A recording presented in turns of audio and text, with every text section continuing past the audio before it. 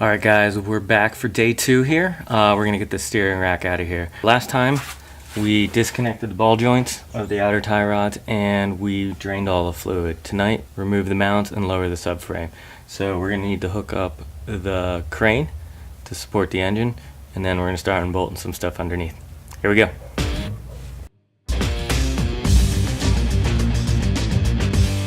Alright, we're back out here for day 2. Plan is to get the steering rack out of here so I can send the core back. But to do that, we're gonna have to remove the lower subframe. So we're gonna have to support the engine on the front of the E39s. This is an inline 6, it's a 530. There's a hook right here for the hoist. Use a chain with these open loops that have locks on them. Get that in there and then just lift it up a little bit so it's supported. So when we go underneath, we're going to unbolt the mounts, the nuts from the bottom of the engine mounts, and then there's 6 bolts along the subframe that we're also going to release. So we're going to bring that down to get enough clearance to get the steering rack out. Alright, here we go.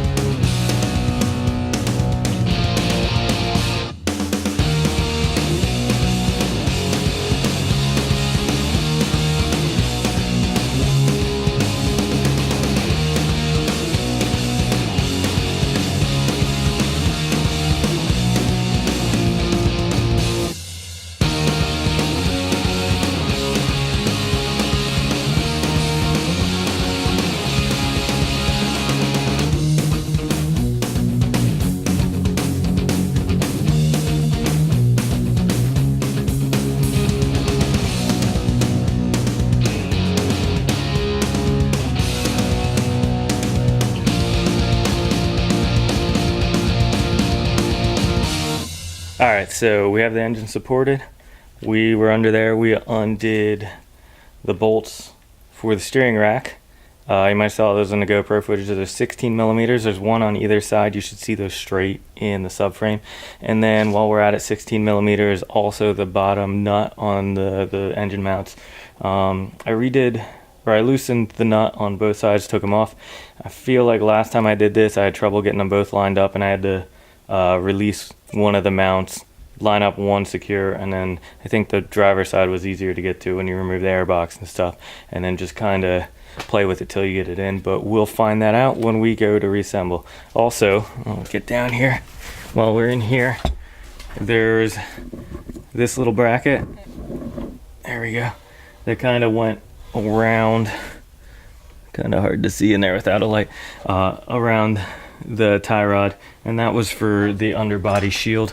So I removed that. It's an 8 millimeter bolt that's holding it on. I think the next step is we're going to, sorry, I keep looking at the monitor. Next step is we're going to remove the subframe. So we're going to put floor jack underneath the center.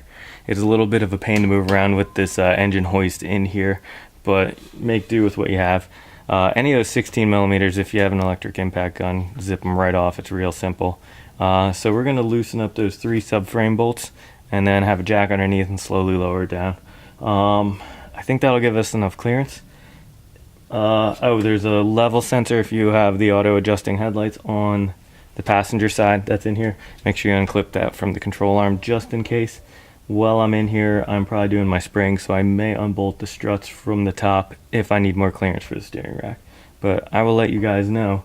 I'm just going to make sure no cables or anything else in case I go that route are going to be in the way. So I'll let you know as we go. All right.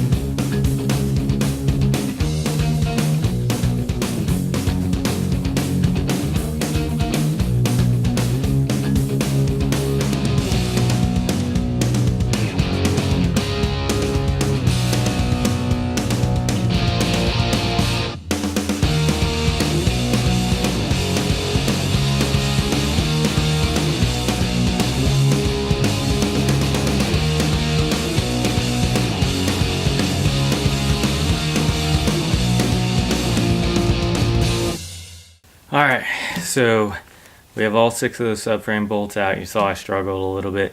You got to make sure you have enough room when you loosen the bolt that your impact gun or your socket wrench has enough room to get out of there. There's a couple 8mm splash shield bolts in the way. You can see it on one of my sides. It's just kind of torn away from age. So keep an eye on that. Remove them. You can kind of just move them out of the way. If you have an impact gun, take these bolts out, no problem. Mine have been out before, so they were pretty easy, but they're mostly dry and stuff in the threads just because it's not exposed to any elements.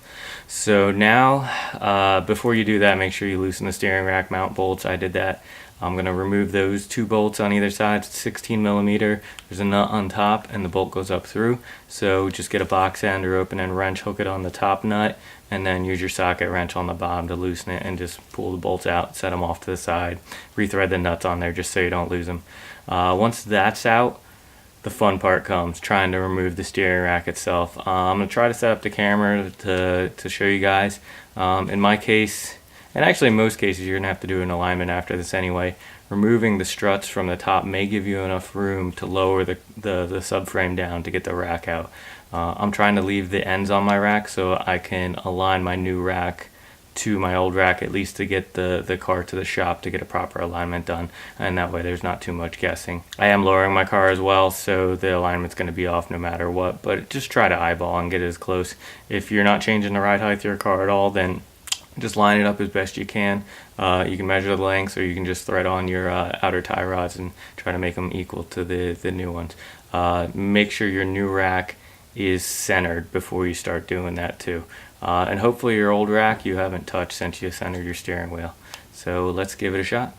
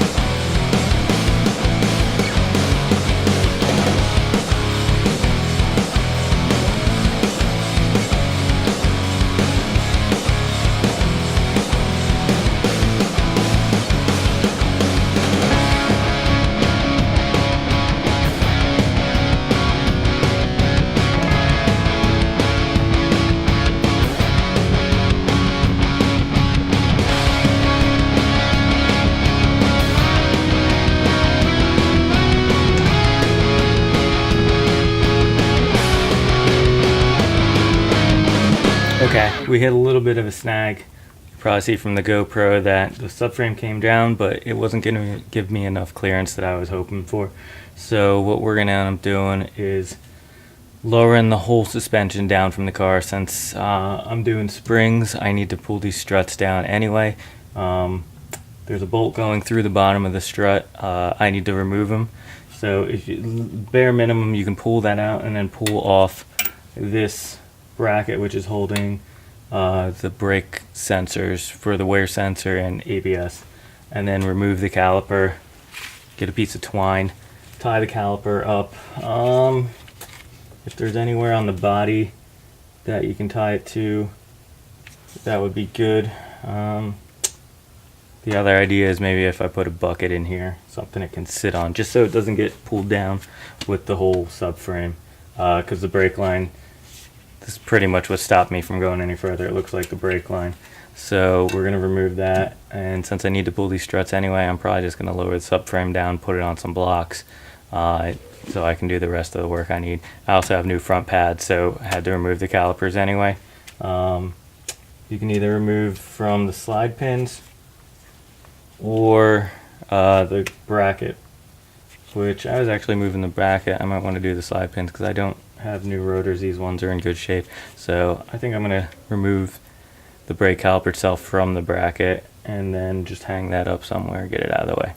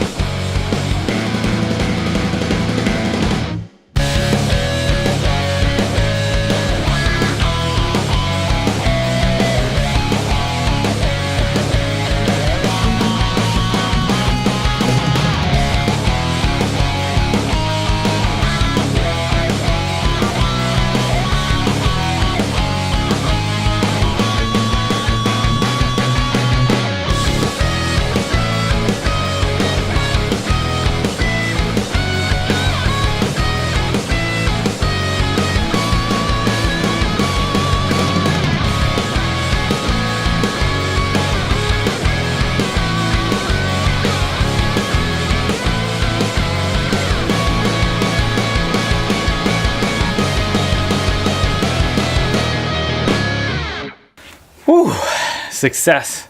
We got it out. I didn't actually have to remove the upper strut mounts at all. I got lucky there. I'm kind of happy about that because I'm not planning on doing all this tonight. I'm going to clean up here. If you saw on the GoPro, I'll find out later, but I put a jack stand with a block of wood underneath the motor because I'm going to let this hang so we can get to some of the other projects over the next couple days. So the hoist is still attached to the motor, but I lowered it down onto that block of wood to distribute the weight, and that jack stand, just another security, so if the hoist sags or anything, the motor doesn't just drop out of the car, damage any of the wiring or any of the hoses or anything up there. So that's just precaution. I'm surprised I actually hadn't gotten the rack out with the tie rods on before, so this works. Just make sure you tie up your caliper. I tied it to the spring since I didn't remove the top mount, so my brake line has plenty of slack, and I've steel braided, so don't have to worry as much as old rubber lines, but you still do not want to stress them. This is kind of kinked a little bit right now, so I don't know if I want to leave this like this forever. Removing the wires for the ABS and the wear sensor and just letting those hang. Perfect. So they had plenty of slack, they still do. I disconnected the tie rod end for the sway bar. Yeah, other than that, most of the suspension is bolted to the lower subframe on its own, so when you're lowering everything, it should come down together. We just tugged on it a little bit and it came loose. I'm going to jack it up a little bit with that jack underneath just to leave it for the night so it doesn't put any unneeded stress on these bushings or anything. But we have the rack out. I can send my core back now, so I get my core deposit back and my lifetime warranty. I was using Mobile One full synthetic ATF in my power steering. The company I got the new rack from told me not to do that, so we're going to go with Dextron 3, I believe. I just grabbed something. I'll let you guys know when we fill up the system what it is. But yeah, so hopefully this fixes all the leaks on my E39, because this power steering was one of the last. You might be able to tell from the GoPro footage underneath, but I did my oil pan gasket. That was one of my other common leaks. Power steering, always leaving a puddle everywhere. I thought it was just a BMW thing, but this new rack, most of my lines have been replaced. I pretty much did everything except for the rack, hoping it wasn't the rack, but it was.